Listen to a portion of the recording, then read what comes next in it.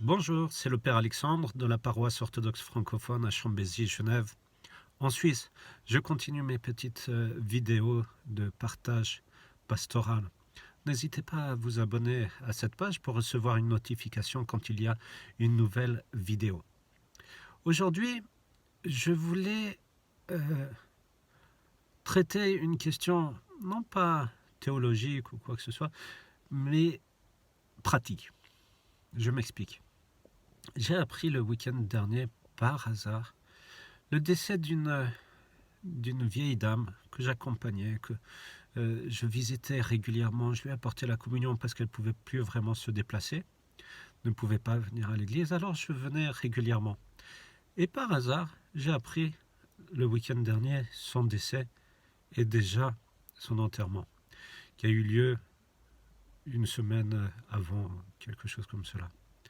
J'étais attristé, doublement attristé, parce que j'appréciais beaucoup cette personne, donc ça m'a touché. J'étais attristé parce que je l'ai appris par hasard, personne ne m'avait vraiment averti. Et surtout, j'ai appris que, en fait, tout ce qu'elle voulait par rapport à ses souhaits après son décès n'ont pas été respectés. En effet, quand je la visitais, elle me parlait souvent de sa mort et elle avait une crainte, presque une angoisse par rapport à ce qui allait se passer avec son corps et tout cela après sa mort. Du point de vue pratique, pas spirituel, théologique.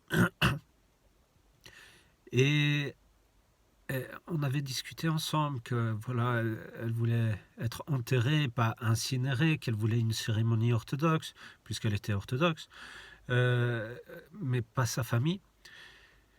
Et on avait discuté qu'elle voulait finalement être enterrée à Genève, comme cela je pouvais aller de temps en temps pour prier, faire des panichides, des célébrations en sa mémoire. Et en fait, rien ne s'est passé comme elle voulait. En effet, ces enfants, bon, il y avait quelques problèmes de relation, mais ces enfants n'ont pas tout à fait fait le nécessaire. Il y a eu un malentendu avec les pompes funèbres. Elles ont transmis le prénom du prêtre qui venait régulièrement, mais le prénom qu'elles ont donné n'existait pas. Il n'y avait pas de prêtre avec ce prénom sur Genève. Et rien ne s'est passé. Il n'y a pas eu de célébration. Et finalement, les enfants n'ont pas fait d'enterrement parce qu'elles ont décidé de l'amener dans leur région, dans une région en France. Donc elles ont décidé de l'incinérer et pas de l'enterrer. Donc rien ne s'est passé comme elles le voulaient. Et maintenant, je comprends pourquoi il y avait cette crainte et cette sorte d'angoisse de sa part, parce que rien ne s'est fait. Bien sûr, je lui avais conseillé de mettre par écrit ses dernières volontés, ce qu'elle voulait, ses souhaits par rapport à son enterrement et tout cela. Elle ne l'a pas fait. Et donc, rien ne s'est fait comme elle voulait. Et ce que je veux vous dire, c'est justement le côté pratique.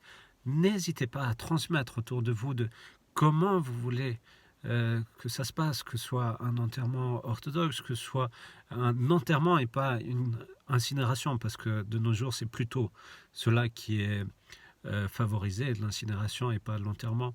Donc, mettez vos volontés aussi par écrit, que ce soit sûr que ce soit fait d'après vos souhaits.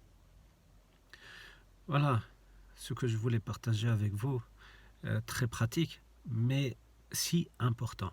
Je vous souhaite une belle journée et à bientôt.